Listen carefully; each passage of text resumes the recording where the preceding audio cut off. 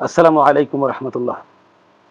আজকের অত্যন্ত ভারাক্রান্ত মন নিয়ে একটি কথা বলতে চাই যে আমাদের মুফতি ফয়জুল করিম শাইখে চরমনাই এবং পীর সাহেব হুজুর চরমনাই ওনাদেরকে নিয়ে ফেসবুকে কোনো পোস্ট করলে এই জামাত ইসলামের সমর্থকরা এত বাজেভাবে কটূক্তি করে, এত বাজেভাবে আহ, মানে ছবি দিয়ে বিকৃত করে, কুরুচিপূর্ণ মন্তব্য করে, না আউযুবিল্লাহি মিনাশ জালিম। আমার মনে হয় না এগুলো কোনোদিন কোনো নাস্তিক কিংবা কোনো মুরতাদ কোনো অমুসলিমরা পর্যন্ত করতে পারে। এরা ইসলাম এবং মুসলমানের নাম দিয়ে যতটা ধোঁকাবাজি করতেছে, আল্লাহর কসম আমার মনে হয় না বাংলার জমিনে এই আলেমদেরকে নিয়ে আর এরকম কুরুচিপূর্ণ মন্তব্য কোনো দলের লোকেরা করে। দেখবেন আওয়ামী লীগ আমরা অনেক ক্ষেত্রে ধরে থাকি যে ইসলাম বিদ্বেষী লোক বা আলেম ওলামা বিদ্বেষী লোক, তারা আলেমদের নির্যাতন করার কারণে। কিন্তু এই আলেমদের নির্যাতন করার পরেও কিন্তু আওয়ামী লীগ এরকম বাজে ভাষায় কোনো আলেমরে গালিগালাজ করে নেয়, যা এই বটবাহিনীর, এই জামাত ইসলামের এই কর্মী সমর্থকরা করে। তার মানে হচ্ছে এটা বিতর্গতভাবে যে জামাত ইসলামের নেতৃত্ব যারা দিচ্ছেন, বিতর্গতভাবে হয়তোবা তারা অন্যান্য আলেমদের সম্পর্কে তাদের কর্মী সমর্থকদের কাছে এমন বিদ্বেষমূলক বক্তব্য দিয়ে থাকে, যারা ওই বিদ্বেষটা সেখান থেকে শুরু হয়। যেমন আমাদেরকে আমাদের সাহেবগণ সবসময়ের জন্য বলেন কোনো আলেমদেরকে নিয়ে বাজে কথা না বলার জন্য। আমরা সেভাবে কোনো আলেমদেরকে নিয়ে সমালোচনা করি না আজ পর্যন্ত। আমাদের কোনো ভিডিওতে, ব্যক্তিগত আমি আমার ভিডিওতে জামাতের আমির কিংবা নায়েবে আমির এদেরকে নিয়ে কোনো একটা ব্যক্তিগত ছবি তৈরি করি নাই, বিকৃত বাজে ভাষায় তাদেরকে নিয়ে কটূক্তি করি নাই, এখনো পর্যন্ত না। কেন?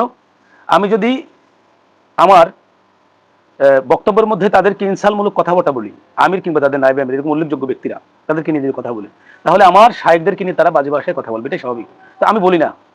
আমার শায়েখদেরকে নিয়ে তারা মানে অহরহ মিথ্যা, মানে কি বলবো, যে এই ভণ্ড তো এইরকম তাই এইরকম, কোনো দোষ না পাইলেও বলবে জর্দা করে। না ওজবিল্লাহ। তুমি কি দেখছো সে জর্দা খায়? তুমি নিজেরা এত দামি মনে করতেছো, তুমি কি জান্নাতের টিকিট পাইছো? হ্যাঁ, তুমি এত দামি কেন মনে করো নিজেরে? তুমি কি জান্নাতের টিকিট পাইছো নাকি? না, তুমি কোত্থেকে দামি হইলা? তোমার কি মরণের ভয় নাই? এই যাদের মাধ্যমে এই দেশের মধ্যে হাজারো হাজারো মানুষের অন্তঃকরণের জিকিরের নূর বইছে, জিকিরের নূর জারি হয়ে গেছে কলবের মধ্যে, জিকির যাদের জবানের মধ্যে জিকির চালু আছে। হ্যাঁ, তোমার দ্বারা এই দেশের মধ্যে কি হয়েছে? তুমি কাউকে গালি দিয়েছো, পাল্টা তোমাকে কেউ গালি দিয়েছে, এটাই তো হয়েছে। তুমি ইসলামের কোন কারণে তুমি এতটা কথা বলো মিয়া? তুমি তো ইসলামের কোন শুভাকাঙ্ক্ষী হতে পারো না, তুমি তো ইসলামের চূড়ান্ত পর্যায়ের দুশ্মন।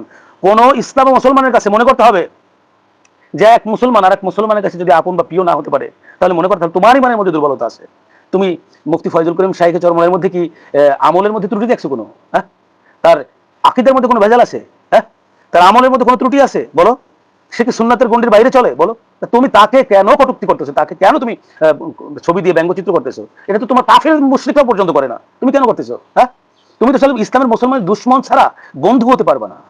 তুমি আজকে হয়তো মুফতি ফয়জুল করিম শাইখে চরমনাই, পীর সাহেব চরমনাই এনাদেরকে নিয়ে মন্তব্য করতেছো, বাজে মন্তব্য করতেছো। তুমি কি চিন্তা করে দেখেছো তুমি কি ইসলামের মধ্যে ঠিক? আর তুমি যে ঠিক এ কথা কে বলেছে ভাই? হ্যাঁ, তুমি যে ঠিক এ কথাটা কে বলেছে ভাই? হ্যাঁ, তোমার ভিতরে আল্লাহর কি ভয় নাই?